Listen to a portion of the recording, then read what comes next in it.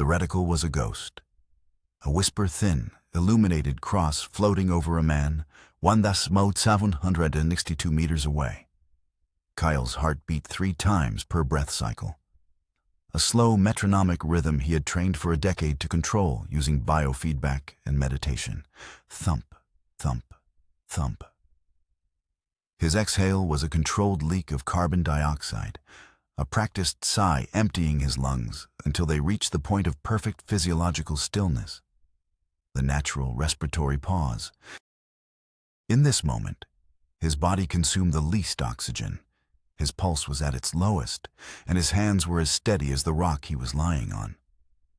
The world, vast and chaotic, narrowed to the 10-power magnification of his Schmidt and Bender 5 to 2556 PM2 scope. The parallax adjusted to infinity.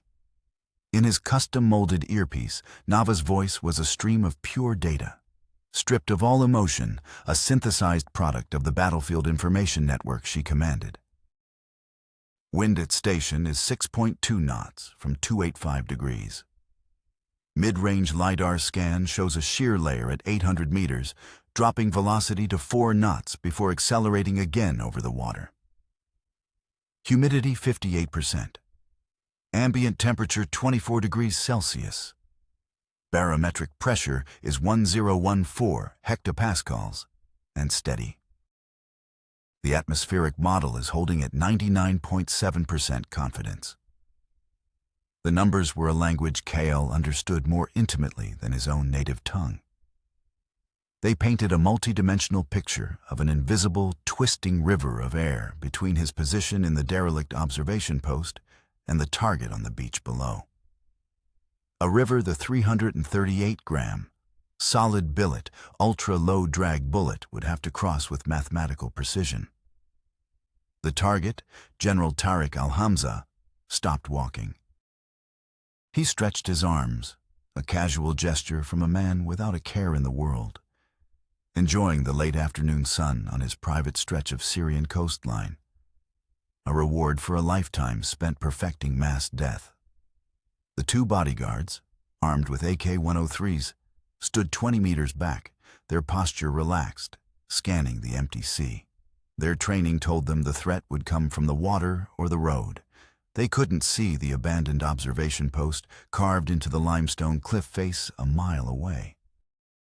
They couldn't see the chameleon camouflage netting that sampled the thermal signature of the surrounding rock 100 times a second and replicated it across its surface using a grid of thermoelectric Peltier elements, rendering the hide site invisible to any thermal imager. They couldn't see the custom-built rifle barrel, its sunshade making it a black hole in the shadows, pointed directly at the general's chest. Target is static.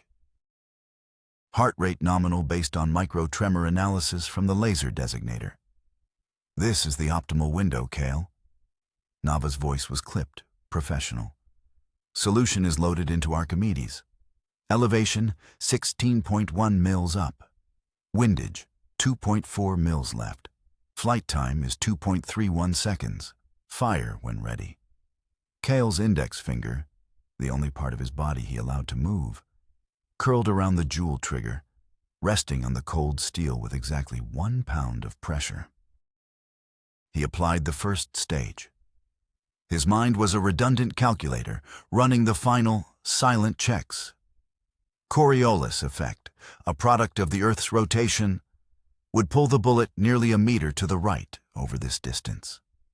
Spin drift, the gyroscopic effect of the bullet's rotation, would add another 30 centimeters of leftward drift. Aerodynamic jump from the crosswind, muzzle velocity variation based on barrel temperature. The bullet would take over 2 seconds to arrive. In that time, the Earth would rotate beneath it. The general, a living being, would shift his weight. The wind would change in ways even the LiDAR couldn't predict. He had to fire at a ghost, an empty pocket of air where the target's heart would be in precisely 2.31 seconds. He began to apply the final half-pound of pressure. Suddenly, a flicker of red on the heads-up display projected inside his scope. An anomaly warning from Nava's console. "Hold." Nava's voice sharpened, losing its robotic calm for the first time. "Hold your fire." "Status?" Kyle breathed, not moving a single muscle, his body locked in the pre-shot sequence. To move now would be to waste the perfect state of stillness he had achieved. Barometric pressure sensor 3, the one nearest the water, is fluctuating erratically. It's reading a sudden pressure drop that sensors 1 and 2 aren't seeing. There's an unstable air pocket forming over the water, a micro-low. The model is degrading. I've lost predictive certainty. The solution is no longer valid. A single bead of sweat traced a path down Kyle's temple, following the line of his scar. An unstable model meant the firing solution was a guess. A multi-million-dollar, state-sponsored guess with geopolitical consequences. He could take the shot, trusting his own intuition to override the failing data, and risk a miss that would alert the entire Syrian coast to their presence. Or he could let Al-Hamza walk away, board a plane in Damascus tomorrow, and sell a weapon that could kill tens of thousands in a European subway. The timer in his head was running. The general was starting to move again. He had 10 seconds to decide. The file landed on Eitan's desk with the dull, heavy thud of impending crisis. It was thin, containing only the most critical, need-to-know intelligence, stripped of all analytical padding. Eitan, the director of Mossad's Caesarea division, didn't need fluff. He needed actionable data. He opened the file. Inside was a single, high-resolution satellite photograph and a 3-page summary cleared for his eyes only. The photograph showed a man in his late 50s with a neat, graying mustache and the cold, intelligent eyes of a man who sees human beings as chemical equations. General Tariq al-Hamza. The summary was a catalog of state-sponsored horror. Al-Hamza wasn't a soldier. He was a chemist of monstrous talent, the architect of Syria's binary sarin gas program in the 1990s. After the regime officially dismantled its chemical weapons stockpiles under international pressure, Al-Hamza went private. He became a freelancer, a consultant in mass death for the highest bidder. His signature achievement was the Damascus Protocol of 2013, a sarin attack that killed over 1,000 civilians.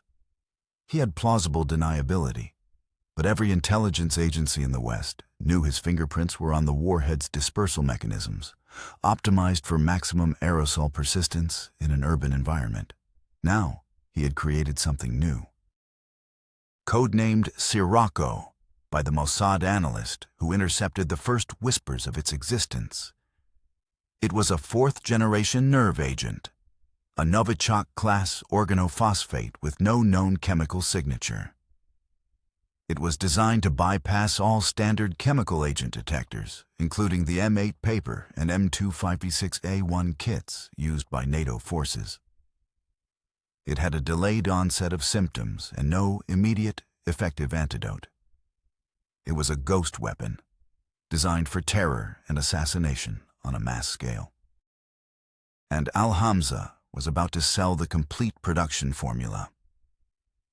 The mission file listed the other players in this unfolding drama. The first was the shooter, codenamed Kale. His real name was redacted, sealed in a physical file in the director's vault. His background was a straight, vertical line of excellence. Sayeret Matkal, top of his class in every conceivable marksmanship and fieldcraft school, recruited into Caesarea's Kedon unit for a specific, almost freakish talent. He could intuitively process complex environmental variables in a way that even advanced computers struggled to model. His legend was built on the Beirut window operation.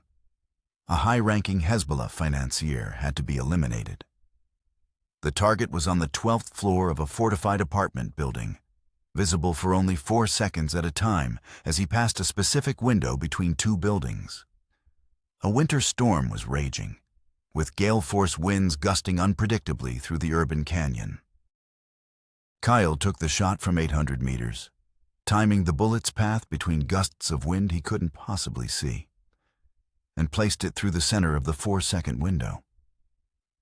He was less a sniper and more a human ballistic calculator. The second player was the spotter, codenamed Nava.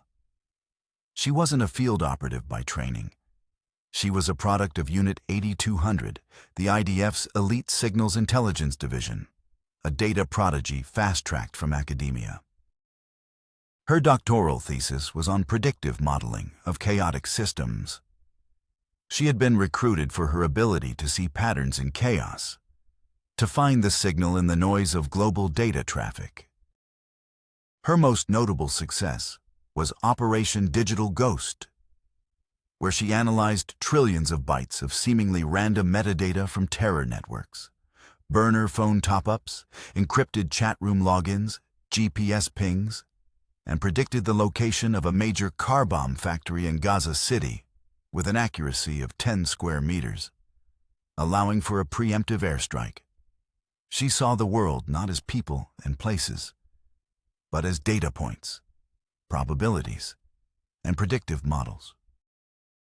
For this mission, her job was to build a predictive environmental model so precise it would allow Kyle to make a shot that was, by all conventional metrics, impossible. She was the brain. Kyle was the scalpel. The final key figure was Eitan himself. He was a Mossad veteran, a man who had risen through the ranks on a reputation for cold, calculated risk. He had commanded the operation that extracted a rogue Iranian nuclear scientist from Isfahan, a mission that involved creating a fake German film production company as cover. A ruse so elaborate, they actually shot 10 hours of footage. But his career was also marked by the deep, unhealed scar of the Cyprus failure. A 2018 mission to capture a Russian arms dealer supplying Hezbollah with advanced anti-ship missiles had gone disastrously wrong. A trusted local asset, cultivated for 2 years, turned out to be a double agent for the FSB. The Caesarea team walked into a perfectly executed ambush. 2 agents were killed, 1 was captured, and later traded in a quiet prisoner exchange. Eitan had authorized that mission based on intelligence he believed was solid. The failure had taught him a brutal, unforgiving lesson. Trust nothing. Assume every piece of information is a lie until proven otherwise by a separate, uncorrelated source. This new mission, Operation Sirocco's Kiss, was his chance at redemption. But the risks were astronomical. The geopolitical chessboard was more volatile than it had been in years. The intelligence that triggered the mission was a single, fragile thread, pulled from a tangled web. It began with a whisper from a Mossad informant deep inside Tehran's defense ministry, a man codenamed the Oracle. He spoke of a new apocalypse weapon being shopped by a Syrian chemist. The whisper was just noise until 2 weeks later, when Unit 8200 intercepted a burst of encrypted data from a known terror financier in Yemen. The decryption, achieved using a custom-built quantum computer, was only partial, but 2 words came through clearly: Sirocco and Al-Hamza. The pieces began to connect. Satellite imagery from Amman, Israeli military intelligence, spotted Al-Hamza meeting with a known intermediary for the Caucasus Emirate, a Chechen extremist group, at a cafe in Damascus. The Chechens were known to be seeking a spectacular attack on a European capital to avenge Russian actions in their homeland. The threat was no longer theoretical. It was imminent. Previous attempts to neutralize Al-Hamza had all failed, each failure making him more paranoid, more secure. In 2019, a car bomb planted by a local Mossad asset in Damascus failed to detonate due to a faulty trigger sourced from a corrupt supplier. Al-Hamza changed his vehicle and travel routes daily. In 2021, an attempt by a Qaidan team to poison his food with a fast-acting ricin derivative at a restaurant in Beirut was thwarted when his personal bodyguard insisted on tasting the food first. The bodyguard died in agony within minutes. Al-Hamza vanished, retreating to a new, heavily fortified sanctuary. He had become a ghost, visible only through the electronic signals he left in his wake. His new home was a modern villa on the coast near Latakia, a gift from his patrons in the Syrian regime. The villa was a fortress. It had its own short-range radar installation, wide-spectrum communications jamming equipment, and a perimeter patrolled by a platoon of elite Republican Guard soldiers. A direct assault was suicidal. An airstrike was vetoed by the Prime Minister's office. The risk of releasing the Sirocco agent into the atmosphere over a populated area was unthinkable. The political fallout of bombing Syrian territory would be catastrophic. Al-Hamza was untouchable. The mission genesis came from a single, unexpected breakthrough. A new human asset, a disgruntled Syrian signals officer on Al-Hamza's security detail, was cultivated over 6 months. He was in debt from a gambling addiction, and Mossad paid his debts. In return, he provided a crucial piece of information. Al-Hamza, for all his paranoia, was a creature of habit. He believed the sea was his ultimate protection. No one could approach from the water undetected, and the cliffs behind his villa were considered impassable. Every afternoon between 16:30 and 16:45, he would dismiss the bulk of his security and take a solitary walk along his private beach, accompanied by only 2 guards. It was a 15-minute window of vulnerability in a 24-hour cycle of impenetrable security. The problem was physics.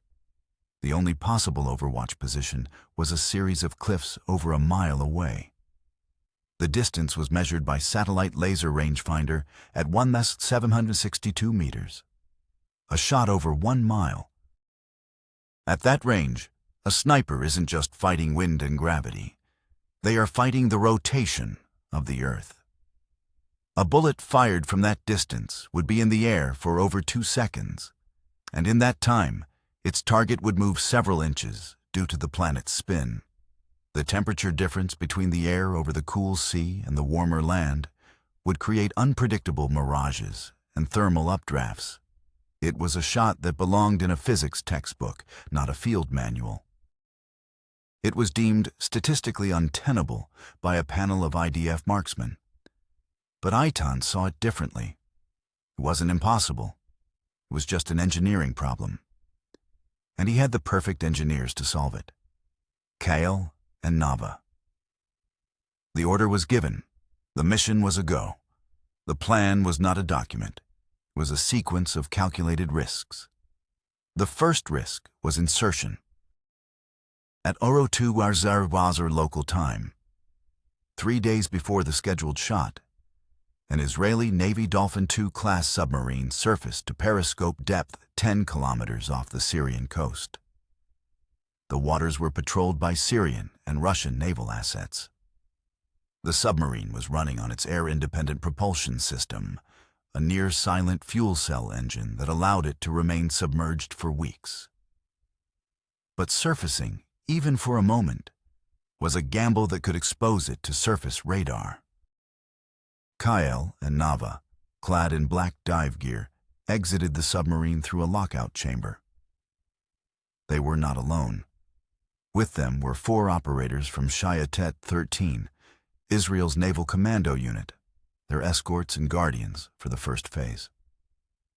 Their cargo was 3 watertight Pelican cases containing the rifle, the observation equipment, and the communications gear. The 6-kilometer underwater transit to the shore was a journey through black, cold water. They used closed-circuit rebreathers that emitted no bubbles navigating by a wrist-mounted compass and a pre-planned route that used underwater rock formations for cover from active sonar. Above them, Syrian patrol boats traced lazy circles. A single sonar ping would mean mission failure and likely death.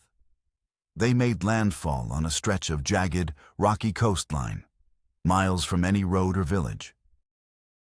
The Shayatet 13 commandos secured a small perimeter, while Kael and Nava stripped off their dive gear. The commandos would remain in a concealed position nearby, their insurance policy for a rapid emergency extraction. The next phase was the infiltration to the hide site. The target was an abandoned Syrian coastal observation post, built in the 1970s to spot Israeli ships and forgotten after a landslide made the access road impassable. It was a concrete bunker carved directly into the cliff face, a perfect pre-made sniper's hide. But first, they had to get there. The 2-kilometer journey took them 4 hours, a painstaking climb over loose rock and scree in total darkness, using panoramic night vision goggles. Every step was a risk of sending a cascade of rocks tumbling down the cliffside, a sound that would carry for miles in the still night air. Upon reaching the bunker, the real work began. They didn't just enter. They swept it for booby traps and seismic sensors with a portable electronic countermeasures kit. Finding none, they began to set up their new home. This was not a simple campsite. It was a technologically advanced observation post designed to be invisible. Nava deployed the chameleon camouflage net over the bunker's single viewing slit. The net was a marvel of Israeli defense technology, a fabric woven with a grid of thermoelectric Peltier elements. A sensor on the outside of the net continuously measured the temperature of the surrounding rock face.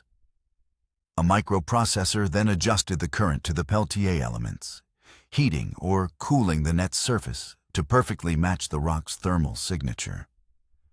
To any passing thermal imager on a helicopter or patrol boat, the bunker would simply cease to exist. Inside, they set up their equipment. Kael assembled the rifle. It was a Barrett M82A1 in name only. The weapon had been completely rebuilt by the IDF's Yiftah unit, a skunk works for Special Forces weaponry. The standard 50 BMG barrel had been replaced with a custom-forged, cryogenically treated barrel chambered for the .408 Chaytak cartridge. The choice was deliberate. The 50 BMG round was powerful, but its bullets became unstable as they transitioned from supersonic to subsonic speeds, a transition that would occur around the 1,500-meter mark, making its trajectory at 1,762 meters unpredictable. The .408 Chaytak round, with its longer, more aerodynamic solid billet bullet, was designed specifically for extreme long-range flight, maintaining its stability well past 2,000 meters. The trigger group was replaced with a custom jewel trigger, tuned to a crisp 1.5-pound pull. Every component was designed for one purpose: to deliver a single, perfectly predictable shot. While Kael worked on the weapon, Nava established the data-gathering network.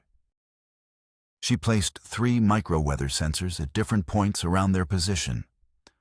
One near the cliff edge to measure the wind coming off the sea, one further back to measure the wind coming off the land, and one on a telescoping pole to measure the air 10 meters above them.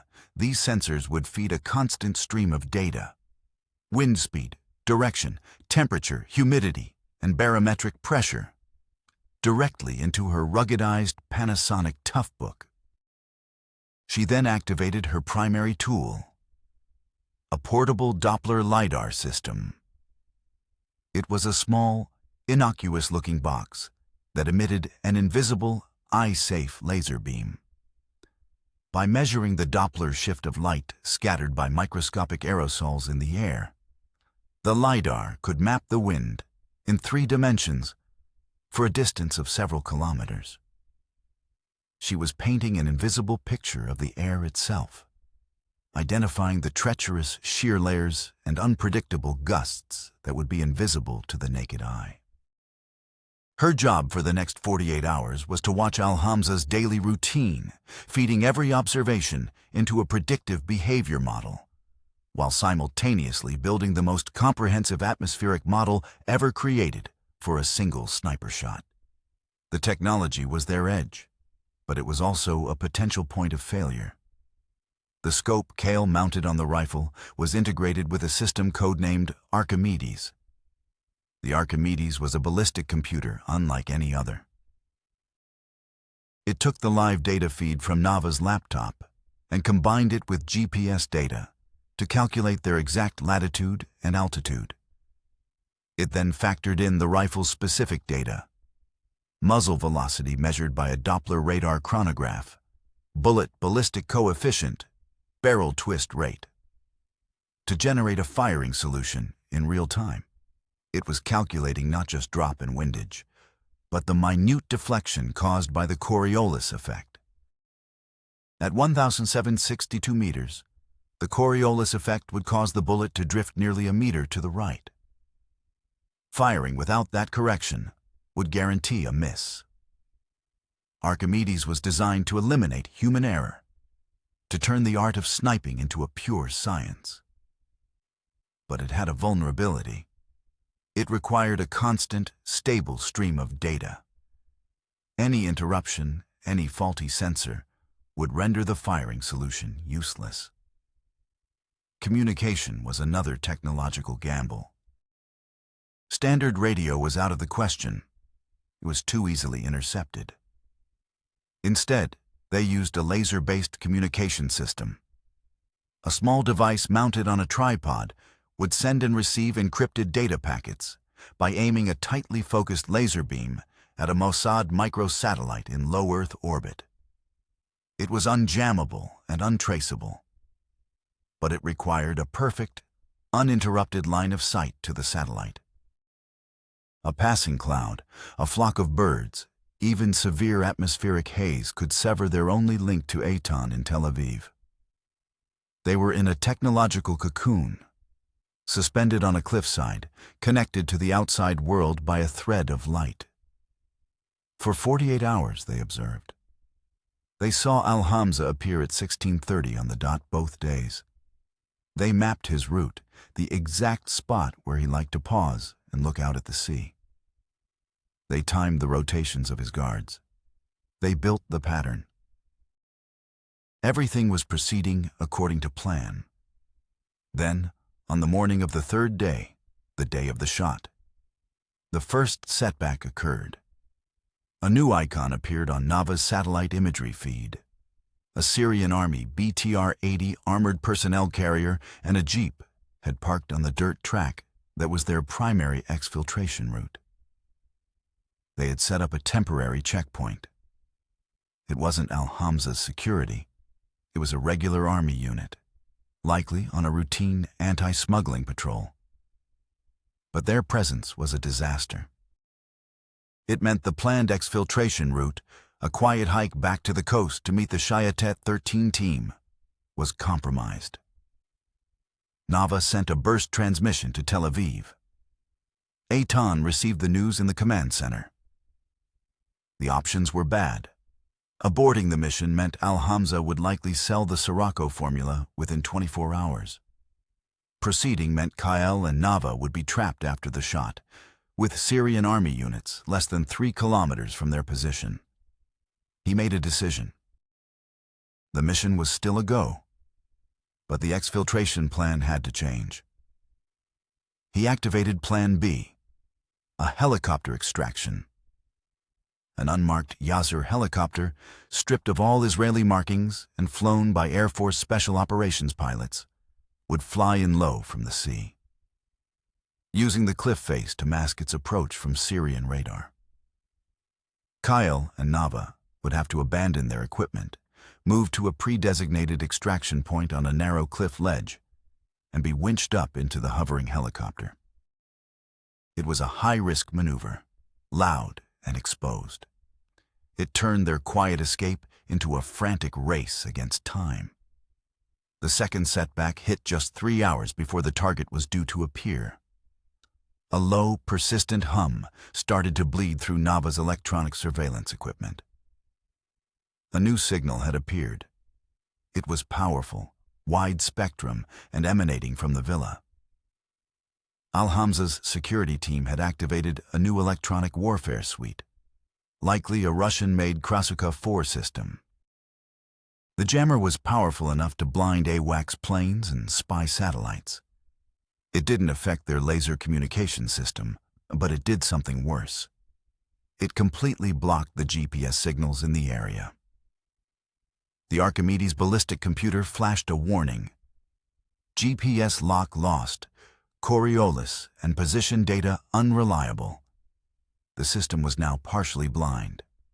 Without precise GPS data, the Coriolis calculation, the correction for the Earth's rotation, would be based on their last known position, an estimate. An estimate wasn't good enough.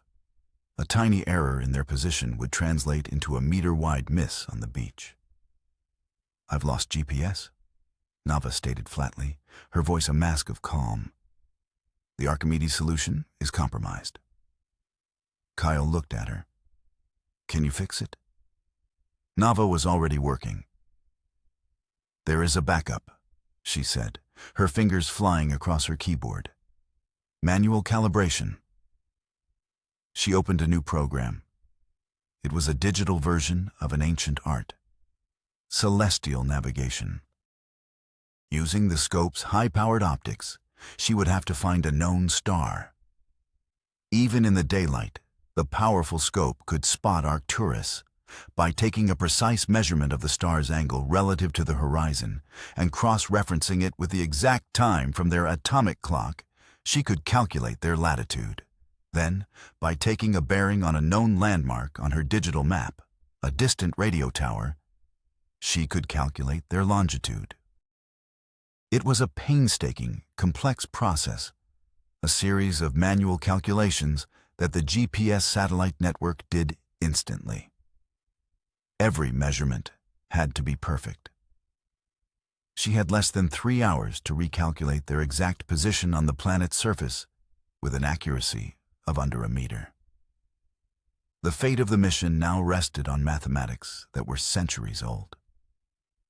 The countdown had begun. 16 into 25, man. Nava completed her final calculation. Position locked. Latitude and longitude confirmed. "I'm feeding the manual coordinates into Archimedes. It's as good as I can get it. The margin of error is plus or minus 60 centimeters at target distance." 60 centimeters. The difference between a kill shot and a grazing wound that would expose their position. "It'll have to be," Kyle said, settling behind the rifle. He adjusted the parallax on his scope, bringing the distant beach into sharp, shimmering focus. The world outside the bunker was calm, the sun beginning its descent towards the horizon. 16 to 30-12. A door opened at the villa. 3 figures emerged. Al-Hamza and his 2